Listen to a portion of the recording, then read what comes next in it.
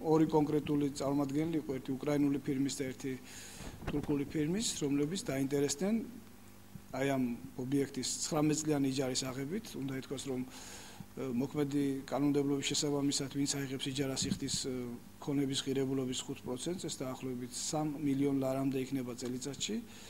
ანუ გამოდის, რომ ის დახარჯული ინვესტიცია 20 წლის განმავლობაში თავის თავს ამოიღებს, გარდა ამისა შეიქმნება დასაქმების ადგილი და ერთი კარგი მომსახურების ობიექტი. ერთ-ერთი წინადადებით იყო, რომ რამდენად შეიძლებოდა მასში მაღალი კლასის 3 სასტუმრო ნომრის განთავსება. ინვესტორებმა თავის გამოთქვამს,